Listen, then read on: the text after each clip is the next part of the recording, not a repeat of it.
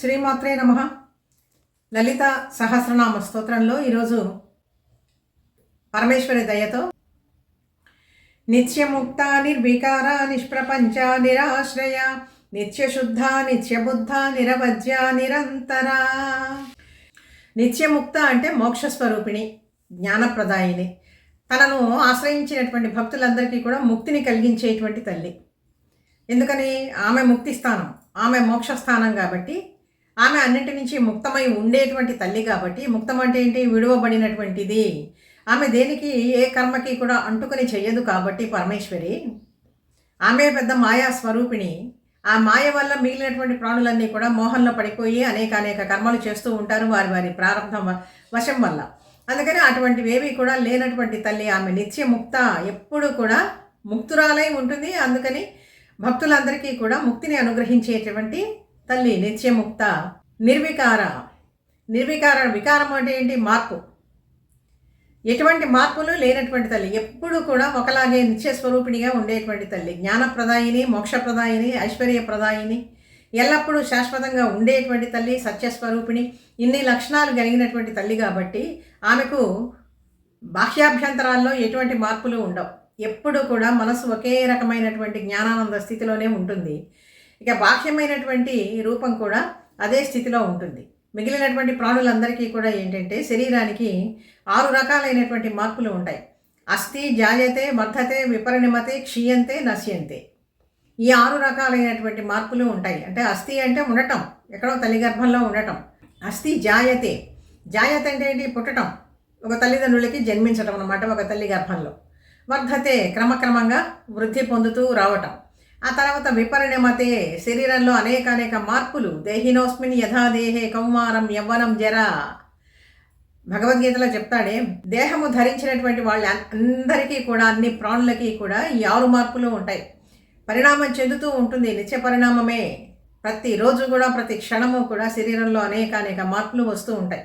కాకపోతే ప్రతి క్షణము మనమేమో మార్పును గమనించలేము. కానీ కాలం అనేటువంటిది ముందుకు జరిగిపోతూనే ఉంటుంది, తన పని తాను చేసుకుపోతూనే ఉంటుంది.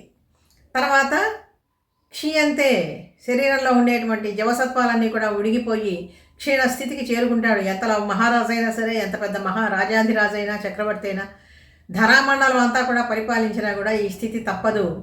చివరికి నశించిపోతాడు, కాలగర్భంలో కలిసిపోతాడు.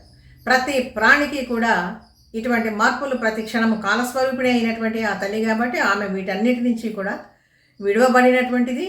ఇటువంటి మార్పులు ఏ వికారాలు కూడా లేనటువంటిది. తర్వాతి నామాలు నిష్ప్రపంచ నిరాశ్రయ. నిష్ప్రపంచ అంటే ప్రపంచము అంటేనే 5తో కూడి ఉండేటువంటిది. ఏమిటి 5? పంచభూతాలు, పృథివ్యాప్ తేజోవాయురు ఆకాశాలు. వాటికి మూలమైనటువంటి పంచతన్మాత్రలు, శబ్ద స్పర్శ రూపరసగంధాలు. సూక్ష్మ రూపాలైతే అవి, స్థూల రూపాలైతే ఈ భూమి, నీరు, నిప్పు, గాలి, ఆకాశము. ఇవన్నీ కూడా స్థూలం. వీటితోనే అన్ని ప్రాణుల యొక్క శరీరాలన్నీ కూడా చేయబడ్డాయి. వాటి ద్వారా 5 జ్ఞానేంద్రియాలు, 5 కర్మేంద్రియాలు, ఇవన్నీ కూడితేనే కదా ఒక శరీరం అంటూ ఏర్పడేటువంటిది. ఇదే ప్రపంచం. అన్ని ప్రకృష్టమైన పంచరూపాల స్వభావమే, రూపమే ప్రపంచము. ఈ అర్థం తెలుసుకోవాలి ముందు. ఆమె నిష్ప్రపంచ, ఆమె సృష్టిస్తుంది కానీ వీటిని అన్నింటినీ కూడా పరమేశ్వరి. ఆమె వీటికి అన్నిటికీ కూడా అతీతురాలు. అందుకనే నిష్ప్రపంచ. ఆమెకు ఏ వికారాలు లేవు, ఏ మార్పులు లేవు, వృద్ధి క్షయాలు లేవు. ఎల్లప్పుడూ నిత్యంగా శాశ్వతంగా ఉండేటువంటి ముక్తిప్రదాయిని, మోక్షప్రదాయిని, అభయప్రదాయిని అయినటువంటి తల్లి. అందుకని నిష్ప్రపంచ నిరాశ్రయ. అసలు ఆమెకి ఆధారం అంటూ ఏముంటుంది? మనం ఒకళ్ళని ఆశ్రయిస్తాం, ఏదో మన స్వప్రయోజనాల కోసము, ఏదో లాభం కోసం అని చెప్పినని, తాత్కాలికంగా మనకి ఉపశమనం కోసమని మనకంటే పెద్దవాళ్ళ దగ్గరికి పోయి అనేక ప్రయోజనాలు పొందడం కోసం అని చెప్పి జన్మంతా కూడా పాకులాడతాం. ఎంత పాకులాడినా కూడా ఇవన్నీ కూడా తాత్కాలికమైనటువంటి ప్రయోజనాలు ఇచ్చేటువంటివి. అంతవరకు ఆరాట పోరాటాల మధ్య జీవితం అంతా కూడా నలిగి గడిచిపోతూ ఉంటుందన్నమాట. ఆ తల్లికి ఎటువంటి ఆశ్రయస్థానములు, ఆధారము ఆమె, ఆధేయము ఆమె. ఇప్పుడు ఒక నీరు ఒక గ్లాసులో తీసుకోవాలి అంటే ఆ నీటికి ఆధారం ఏంటి? ఒక పాత్ర, ఆ గ్లాసు.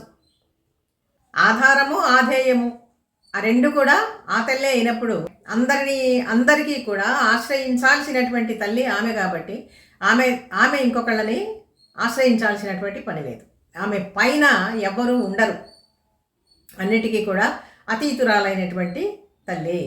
ఆ తర్వాత 2 నామాలు నిత్యశుద్ధ, నిత్యబుద్ధ. నిత్యశుద్ధ ఎప్పుడూ కూడా పరిశుద్ధంగా ఉండేటువంటి తల్లి. ఏమాత్రము మాలిన్యం అనేటువంటిది లేదు. స్పర్శరహితమైనటువంటిది శుద్ధం.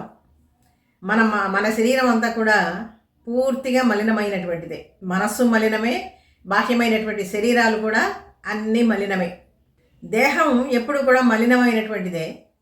అయితే లోపల ఉండేటువంటి ఆత్మస్వరూపంగా, చైతన్య స్వరూపంగా ఉండేటువంటి పరమాత్మ మాత్రం ఆయనకి ఎటువంటి మాలిన్యము ఉండదు. నిత్యశుద్ధ, నిత్యబుద్ధ. బుద్ధ అంటే ఏంటి? ఇక్కడ బుద్ధి అంటే ఏంటి? జ్ఞానం, తెలివి.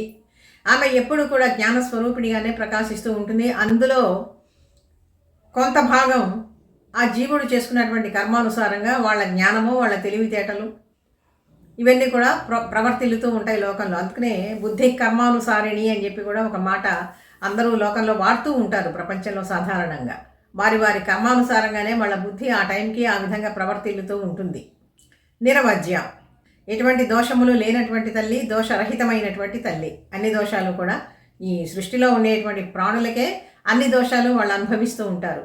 ఇదిగాక అవధ్య అనేటువంటి ఒక నరకం ఉన్నదట. ఎన్నో రకాలైనటువంటి నరకాలు ఉన్నాయి. ఈ శరీరం పడిపోయిన తర్వాత మరి మనం చేస్తూ ఉండేటువంటి కర్మల్ని బట్టి ఆ నరకాల్లో ఎంతెంత కాలం ఉంటామో, ఏ విధంగా ఉంటామో మనకైతే తెలియదు సూక్ష్మ శరీరంతో. ఆ నరకం నుంచి కూడా తప్పించేటువంటి తల్లేట. అందుకనే ఆమె నిరవధ్య. ఈ శ్లోకంలో చివరి నామం నిరంతర. అంతరము అంటే భేదము అని అర్థం. ఇక్కడ ఈ భేదాలు 3 రకాలుగా ఉంటాయి. సజాతీయ భేదము, విజాతీయ భేదము, స్వగత భేదము. ఈ 3 భేదాలు లేనటువంటి తల్లి. సజాతీయము అంటే ఏంటి? జాతిలో ఉండేటువంటి భేదాలు. ఇప్పుడు మానవులు చూసుకోండి, మానవులంతా ఒకే జాతికి చెందినటువంటి వాళ్ళు కదా. కానీ మనుషుల్లో భేదం లేదా? కొంతమంది నల్లగా ఉంటారు, కొంతమంది మధ్యస్థంగా ఉంటారు, కొంతమంది పూర్తిగా తెల్లవాళ్ళు ఉంటారు. ఈ విధంగా వీళ్ళందరూ అనేక రకాలైనటువంటి భేదాలు ఉన్నాయి కదా. కొంతమంది పొట్టిగా ఉంటారు, కొంతమంది పొడుగ్గా ఉంటారు, కొంతమంది మధ్యస్థంగా ఉంటారు. ఈ విధంగా ఇవన్నీ కూడా సజాతీయ భేదాలు. ఇంకా విజాతీయ భేదాలు అంటే ఏంటి? మన జాతి నుంచి వేరొక జాతి ఉన్నదనుకోండి, పక్షి జాతులు, సర్పజాతులు, పశు జాతులు ఇవన్నీ కూడా ఉన్నాయి. ఇక్కడ నుంచి విజాతీయ భేదం అన్నమాట. మనుషులకి పక్షులకి విజాతీయం, మనుషులకి మృగాలకి విజాతీయం. ఆ విధమైనటువంటి భేదం అది విజాతీయ భేదం. ఇంకా స్వగత భేదం. స్వగతము అంటే ఏంటి? మన శరీరంలోనే చూడండి, ఇన్ని అవయవాలు ఉన్నా దేని పని దాందే. అన్నిటికీ భేదాలు ఉన్నాయా లేవా? కన్ను చేసే పని కన్నే చేస్తుంది, కాలు చేసే పని కాలే చేస్తుంది. ఒక అవయవం చేసేటువంటి పని ఇంకొకటి చేయలేదు కదా.